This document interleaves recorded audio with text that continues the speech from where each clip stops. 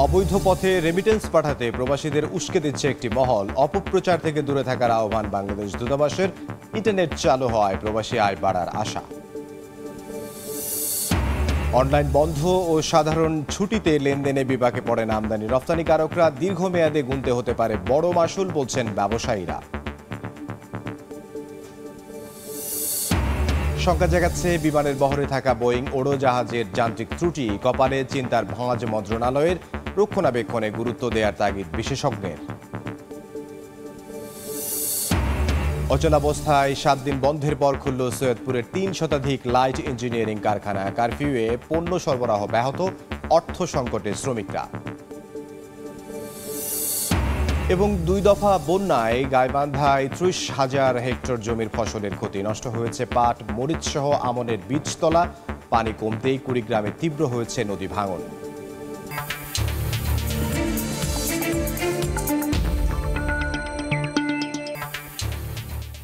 দেখছিলেন শিরোনাম। আমন্ত্রণ জানাচ্ছি দেশ ও দেশের বাইরের অর্থ বাণিজ্যের নানা খবর নিয়ে আমাদের নিয়মিত আয়োজন এ সময়ের বাণিজ্যে। আপনাদের সঙ্গে আছি আমি ইমদাদুল হক। অবৈধ পথে রেমিটেন্স পাঠাতে সামাজিক যোগাযোগ মাধ্যমে অপপ্রচার চালাচ্ছে একটি মহল। কোনো ধরনের অপপ্রচারের ফাঁদে পা না দিতে প্রবাসীদের প্রতি আহ্বান জানান বাংলাদেশ মিশন। ইন্টারনেট চালু হওয়ায় প্রবাসী আয় বাড়ার আশা ব্যবসায়ীদের। সংযুক্ত আরব আমিরাত থেকে শিবলি আল সাদিকের রিপোর্ট। নিয়মিত রেমিটেন্স পাঠাচ্ছে আরব আমিরাতের প্রবাসী বাংলাদেশিরা। দেশে চলমান কোটা আন্দোলনকে কেন্দ্র করে রেমিটেন্সের গতি প্রবাহ কিছুটা স্থবির হয়ে গেলেও সংশ্লিষ্টদের অভিমত এই গতি আবারও ফিরবে। তবে সোশ্যাল মিডিয়ায় বাংলাদেশে রেমিটেন্স না পাঠাতে গুজব ছড়াচ্ছে একটি মহল। ফেসবুক, টিকটক, ইউটিউব সহ বিভিন্ন সামাজিক যোগাযোগ মাধ্যমে ছড়িয়ে পড়া গুজবে প্রবাসী বাংলাদেশিদের মধ্যে তৈরি হয়েছে বিরূপ প্রতিক্রিয়া। গুজবের জবাব দিতে হবে সত্য দিয়ে। সত্যই হচ্ছে মিথ্যার বিপক্ষে সবচেয়ে বড় জবাব, এবং সেটি প্রবাসী বাংলাদেশিরা সবসময় দিয়েছে, এখনও দেবে। তারা আরও বেশি বেশি করে রেমিটেন্স পাঠিয়ে দেখিয়ে দেবে তাদের দেশপ্রেমের প্রমাণ তারা দেবে। এদিকে শুধু রেমিটেন্স নিয়ে নয়, বাংলাদেশের এয়ারপোর্ট, ইমিগ্রেশন ও শুল্ক বিভাগ নিয়েও কিছু প্রবাসী সামাজিক মাধ্যমে গুজব ছড়াচ্ছে। এতে বিভ্রান্তির মধ্যে পড়েন অনেক প্রবাসী। আমি আমার টাকা সবসময় এক্সচেঞ্জের মাধ্যমে পাঠাই। আমি আমার প্রবাসী বাংলাদেশি সবাইকে আহ্বান করব রেমিটেন্স পাঠান। আমার দেশটা যে এগিয়ে গেছে, এর দ্বারা অব্যাহত রাখতে আমাদের সবার এগিয়ে আসা উচিত। সাথে সাথে প্রবাসী ভাইদেরকে আমি বলবো বৈধ পথে রেমিটেন্স পাঠান। দেশের যে অর্থনৈতিক ভাবমূর্তি রক্ষা করার জন্য, দেশের অর্থনৈতিক চাকাকে সচল রাখার জন্য রেমিটেন্স আমাদের অবশ্যই পাঠাতে হবে। আমাদের মাধ্যমে দেশের উন্নয়ন সাধিত হবে। প্রবাসী ব্যবসায়ীরা জানান, চলমান কোটা সংস্কার আন্দোলনে ইন্টারনেট বিচ্ছিন্ন থাকায় বৈধ পথে রেমিটেন্স পাঠাতে প্রতিবন্ধকতা দেখা দেয়। বাংলাদেশে পরিস্থিতি স্বাভাবিক হতে শুরু করায় আবারও রেমিটেন্সের গতি প্রবাহ বাড়বে বলে প্রত্যাশা প্রবাসীদের। শিবলি আল সাদিক, সময় সংবাদ, সংযুক্ত আরব আমিরাত। চলতি মাসের 28 দিনে দেশে 165 কোটি 70 লাখ মার্কিন ডলার রেমিটেন্স পাঠিয়েছেন প্রবাসীরা। এর মধ্যে গত 3 দিনে এসেছে 10 কোটি 4 লাখ ডলার। সোমবার বাংলাদেশ ব্যাংকের মুখপাত্র মোহাম্মদ মিসবাউল হক এ তথ্য জানান। বলেন, বিগত কয়েকদিন ব্যাংক বন্ধ থাকার পর গত 3 দিনে প্রবাসী আয় স্বাভাবিক ধারায় ফিরেছে, যা আগামী সপ্তাহে আরও বৃদ্ধি পাবে বলে আশাবাদী বাংলাদেশ ব্যাংক।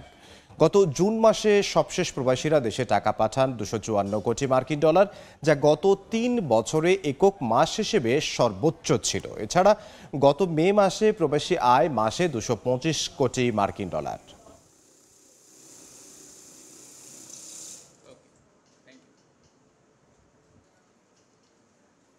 কোটা সংস্কার আন্দোলন ঘিরে ইন্টারনেট বিচ্ছিন্ন আর সাধারণ ছুটির কারণে টানা 3 দিন বন্ধ ছিল আন্তর্জাতিক আর্থিক লেনদেন, যা সময়মতো আমদানি বিল পরিশোধ করার ক্ষেত্রে বেকায়দায় ফেলে আমদানি ও রফতানিকারকদের। যদিও ব্যাংকগুলো বলছে এবার জরিমানা না দিয়েই পরিস্থিতি সামাল দেয়া গেলেও দীর্ঘমেয়াদী ইন্টারনেট বিচ্ছিন্ন থাকলে বড় মাসুল গুনতে হবে আগামীতে।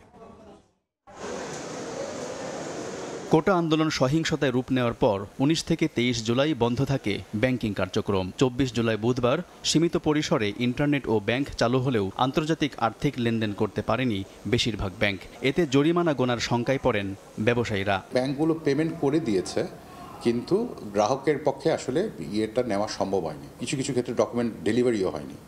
সো ওইখানে একটা বেশ কয়েক দিনের জন্য একটা এক্সট্রা একটা ইন্টারেস্টের চাপ পড়ে আমাদের উপরে।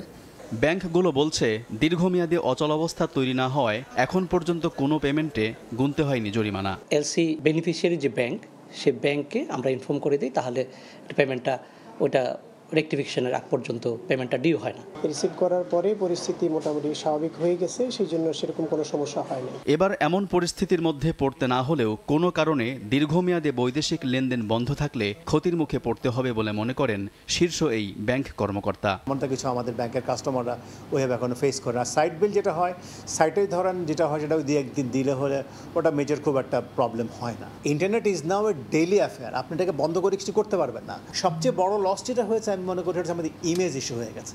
ব্যাংকগুলো জানায় আন্তর্জাতিক নিয়ম অনুযায়ী পণ্যের এলসি ডকুমেন্ট পাওয়ার 5 কর্মদিবসের মধ্যে পরিশোধ করতে হয় আমদানি বিল। তবে দেশে ইন্টারনেট বন্ধের টানা 5 দিনের মধ্যে 2 দিন ছিল সরকারি ছুটি, ফলে বাকি 3 দিন লেনদেন বন্ধ থাকলেও তেমন কোনো সমস্যা হয়নি বিল পরিশোধে।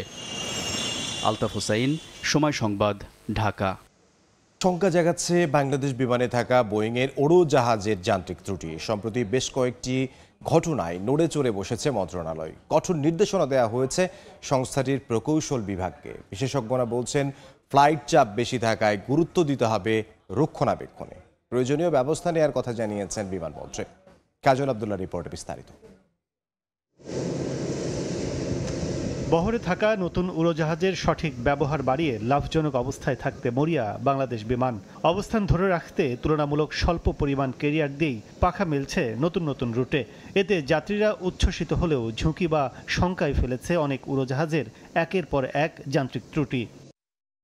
বাংলাদেশ বিমানের বহরে থাকা বর্তমানে 21টির মধ্যে 16টি বোয়িংয়ের তৈরি উড়োজাহাজ।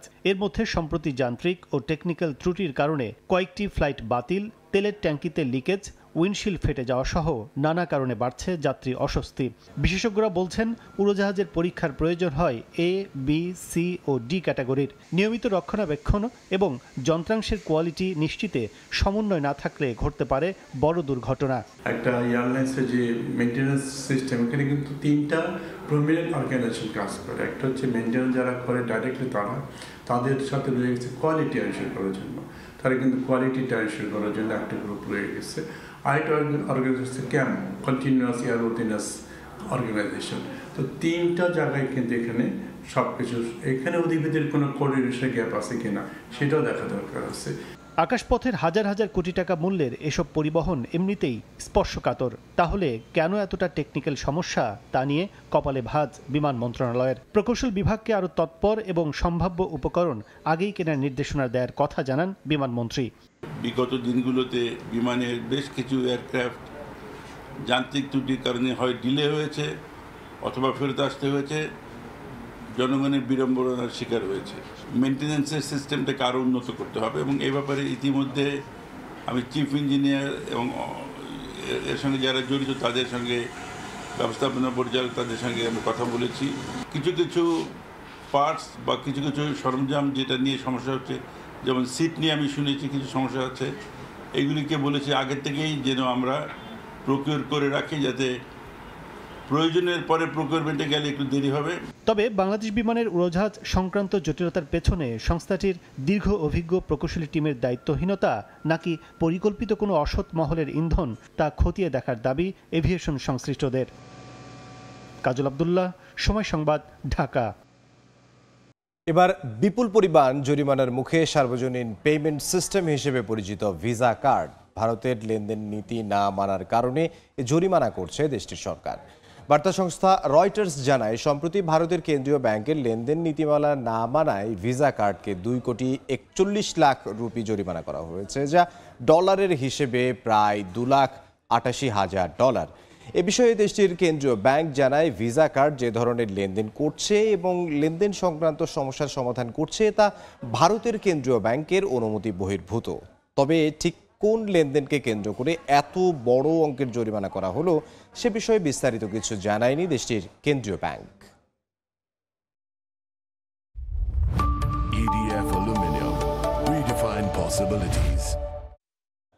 আন্তর্জাতিক বাজারে প্রতি ব্যারেল অপরিশোধিত তেলের দাম নামল $80 নিচে। বার্তা সংস্থা রয়টার্স জানায় মঙ্গলবার প্রতি ব্যারেল ব্রেন্ট ক্রুডের দাম 32 সেন্ট কমে নেমেছে $79.46 আর মার্কিন অপরিশোধিত তেলের প্রতি ব্যারেলের দাম 35 সেন্ট কমে হয়েছে $75.45। বিশ্বের বৃহত্তম অপরিশোধিত তেল আমদানিকারক চীনের অর্থনীতি সংকুচিত হওয়া তেলের দাম কমার ক্ষেত্রে বড় প্রভাব ফেলেছে, কারণ এতে কমে গেছে দেশটির জ্বালানি তেলের চাহিদা।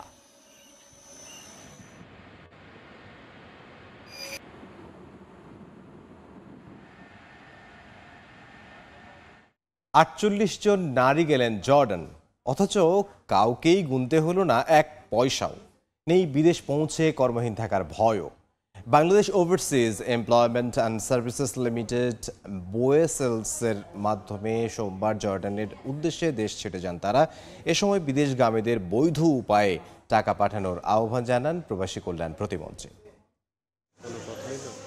দেশের বিভিন্ন এলাকা থেকে আসা 48 জন নারী, সবার হাতে সাদা রঙের ফুল, অপেক্ষা করছিলেন জর্ডানগামী ফ্লাইটের। বিদেশ যাওয়ার অর্থ জোগাড় করতে যখন অনেককে খোয়াতে হয় স্থাবর অস্থাবর সম্পত্তি, তখন বিনা খরচেই জর্ডান যাচ্ছেন এই নারীরা। 2010 সাল থেকে Bangladesh overseas employment and services limited বোয়েসেলের মাধ্যমে বিভিন্ন সময় বিনা খরচে বিভিন্ন দেশে পাড়ি জমিয়েছেন অনেকে। সেই ধারাবাহিকতায় এবার আত্মনির্ভরশীল হওয়ার যাত্রায় পাড়ি জমালেন এই নারীরাও। সম্পূর্ণ বিনামূল্যে বোয়েসেলের সহযোগিতায় আমরা জর্ডানের উদ্দেশ্যে রওনা হচ্ছি।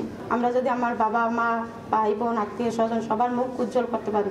যোগ্যতা ও দক্ষতার ভিত্তিতে যাচাই বাছাই, এরপর কয়েক ধাপের প্রশিক্ষণের মাধ্যমে প্রস্তুত করা হয়েছে তাদের। সোমবার ফ্লাইটের যাত্রা শুরুর আগে তাদের বিদায় জানাতে আয়োজন করা হয় অনুষ্ঠান। এ সময় দেয়া বক্তব্যে বিদেশের মাটিতে দেশের ভাবমূর্তি অক্ষুণ্ণ রাখার আহ্বান জানান প্রবাসী প্রতিমন্ত্রী শফিকুর রহমান চৌধুরী।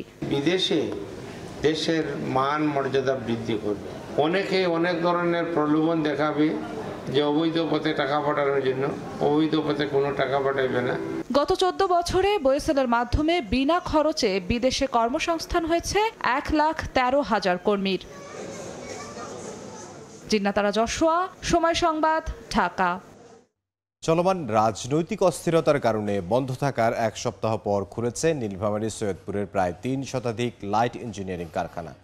ব্যবসায়ীরা জানান, উৎপাদন বন্ধ থাকায় সময় মতো ডেলিভারি দেওয়া যাচ্ছে না মেশিনারিজ পণ্য, আর এক সপ্তাহের মজুরি না পেয়ে আর্থিক সংকটে আছেন শ্রমিকরা।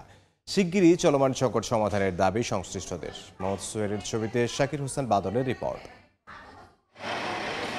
কোটা সংস্কার আন্দোলনের সহিংসতা ও চলমান কারফিউর কারণে এক সপ্তাহ বন্ধ ছিল নীলফামারীর সৈয়দপুরের লাইট ইঞ্জিনিয়ারিং কারখানাগুলো। গত শনিবার থেকে কারখানার তালা খুললেও অর্ডার ডেলিভারি দিতে হিমশিম খাচ্ছে মালিকপক্ষ। সৈয়দপুরের কারখানাগুলোতে তৈরি করা হয় বড় বড় আমদানি করা মেশিনের খুচরা যন্ত্রাংশ ও কৃষি সরঞ্জাম। 3 শতাধিক কারখানায় কাজ করেন প্রায় 5,000 শ্রমিক কর্মচারী। গত 19 জুলাই কোটা সংস্কার আন্দোলনের সহিংসতা ও কারফিউর কারণে কারখানা বন্ধ রাখতে বাধ্য হয় মালিকপক্ষ। তারা জানান, সময় মতো যন্ত্রাংশ ডেলিভারি দিতে না পারায় ক্রেতারা টাকা দিতেও গড়িমসি করছে। এক সপ্তাহের মজুরি না পেয়ে আর্থিক সংকটে আছেন শ্রমিকরা।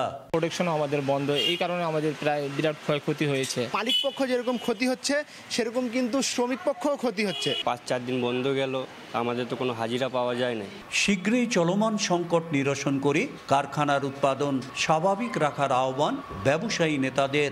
আর যেন দেরি না হয়, যত দ্রুত পারা যাক এই সমস্যার সমাধান করা। সৈয়দপুরের ব্যবসায়ী সমিতির তথ্যমতে উৎপাদন বন্ধ থাকায় গত এক সপ্তাহে লাইট ইঞ্জিনিয়ারিং কারখানাগুলোর অন্তত 15 কোটি টাকার ক্ষতি হয়েছে। শাকির হোসেন বাদল, সময় সংবাদ, নীলফামারী। ঠাকুরগাঁও পৌর এলাকায় নিয়মিত অপসারণ করা হচ্ছে না বর্জ্য।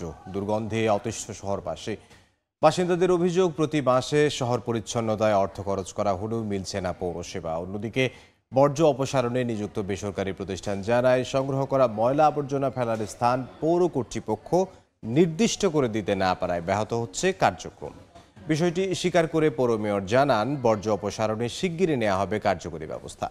বিস্তারিত জিয়াউর রহমান বকুলের রিপোর্টে।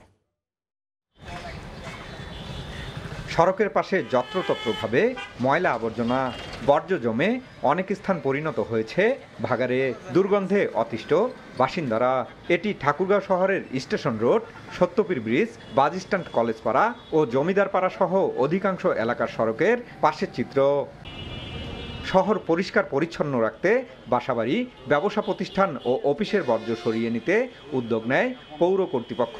টেকসই উন্নয়ন বর্জ্য ব্যবস্থাপনা প্রকল্পের আওতায় শহরের আবর্জনা অপসারণের দায়িত্ব দেওয়া হয় ইকো সোশ্যাল ডেভেলপমেন্ট অর্গানাইজেশন নামের একটি বেসরকারি প্রতিষ্ঠানকে।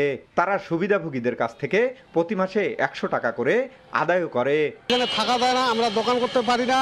আমরা কর্তৃপক্ষের কাছে আহ্বান করি যেন এটা দ্রুত নিরসন করে। ডাম্পিং স্টেশনটা যদি আমাদের ফাইনাল হয়ে যায় সেক্ষেত্রে আমাদের কাজ করতে আর কোনো সমস্যা থাকবে না। সংগ্রহ করা বর্জ্য রাখার নির্দিষ্ট স্থান না থাকার বিষয়টি স্বীকার করে দ্রুত কার্যকারী ব্যবস্থা নেওয়ার আশ্বাস পৌর মেয়রের। এখন স্থায়ীভাবে আমরা নিরসন করতে পারবো বলে আশা রাখছি, একটা জায়গা পেয়ে গেছি। ঠাকুরগাঁও পৌরসভার 12টি ওয়ার্ডে বসবাস প্রায় 1.5 লাখ মানুষের। জিয়াউর রহমান বকুল, সময় সংবাদ, ঠাকুরগাঁও। রাজধানীর বঙ্গবন্ধু অ্যাভিনিউতে দলের কেন্দ্রীয় কার্যালয়ে আয়োজিত যৌথ সভায় বক্তব্য রাখছেন আওয়ামী লীগ সাধারণ সম্পাদক ওবায়দুল কাদের। সরাসরি যাব সেখানে। ধন্যবাদ জানাচ্ছি। আপনারা জানেন গতকাল গণভবনে অনুষ্ঠিত 14 দলের সভায় জামাত শিবিরের রাজনীতি নিষিদ্ধ করার বিষয়ে সর্বসম্মত সিদ্ধান্ত, যা আমরা গত রাতেই গণমাধ্যমকে গণভবন গেট থেকে অবহিত করেছি। জামাত শিবিরের রাজনীতি নিষিদ্ধ করা দীর্ঘদিন থেকে বিভিন্ন রাজনৈতিক দল, সামাজিক সংগঠন, মুক্তিযোদ্ধা, নাগরিক সমাজ দাবি করে আসছে। শহীদ জননী জাহানারা ইমামের নেতৃত্বে ৭১ ঘাতক দালাল নির্মূল কমিটি, সে সময়ে গঠিত গণ আদালত, পরবর্তীতে গণজাগরণ মঞ্চের দাবিও ছিল জামাত শিবির নিষিদ্ধ করা। বঙ্গবন্ধু অ্যাভিনিউতে ছিলাম সরাসরি, সেখানে আওয়ামী লীগ সাধারণ সম্পাদক ওবায়দুল কাদের বক্তব্য রাখছেন। আমরা সরাসরি ছিলাম সেখানে। দ্বিতীয় ত্রৈমাসিক আয় নিয়ে বড় ধরনের প্রত্যাশা দক্ষিণ কোরিয়ার টেক জায়ান্ট কোম্পানি স্যামসাংয়ের। 31 জুলাই বছরের দ্বিতীয় ত্রৈমাসিক আয় প্রকাশ করবে দক্ষিণ কোরিয়ার টেক জায়ান্ট কোম্পানি স্যামসাং। চলতি মাসের শুরুর দিকেই কোম্পানিটি দ্বিতীয় ত্রৈমাসিক মুনাফায় 15 গুণের বেশি মুনাফা বৃদ্ধির ধারণা করছে।